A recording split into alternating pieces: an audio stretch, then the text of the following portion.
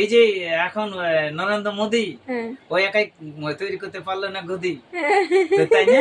একদম একদম হাততালি। আসলে আসলে আগে কি ছিল? আগে ছিল কংগ্রেস, ওই বুড়া মানুষগুলো একদম মরে শেষ।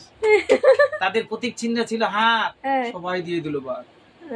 তারপর আসলো ওই যে বাম, ওরা করেছিল কিছু রাস্তার কাম, এক একটা চৌকার 68 টাকা করে দাম, তাই না? হাততালি একদম। হ্যাঁ, তারপর কাস্তো হাতুড়ি তাড়া, ওই পার্টিটাও এখন মরে সারা। হ্যাঁ, এই টিএমসিটা এখন এত উন্নতি কেন হলো?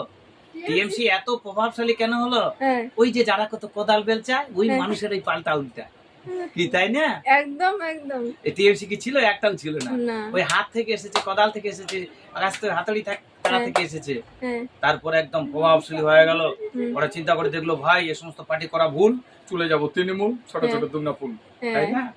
এটাতে এসে না না করবো না, করবো না। ওটা যে এটা এখন চিন্তা করলো এটাও করা ভুল, তখন এসে গেল বড় ফুল, তাই না?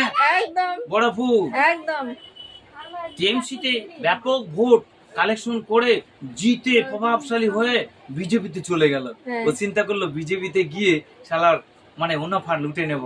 কিন্তু বিজেপিতে যখন র্যালি হচ্ছে, মিছিল হচ্ছে, বড় বড় এর আগের নেতাগুলো স্লোগান দিচ্ছে জয় শ্রীরাম, পাইলে মুই তামাল্লায় খাম। এ চিন্তা করলে তাহলে মুই কেনে যাম? ও তো একাই বলছে জয় শ্রীরাম, পাইলে মুই তামান একলাই খাম, তাহলে মুই কেনে যাম? আবার ঘুরে চলে আসলো কোথায়? আবার সেই টিএমসিতে চলে আসলো, তাই না? একদম। এখন এই সমস্ত যতগুলো পেট পার্টি এসেছে, এগুলো সমস্ত পার্টি মানুষ এখন হয়তো দিয়ে দিবে ছাড়ি।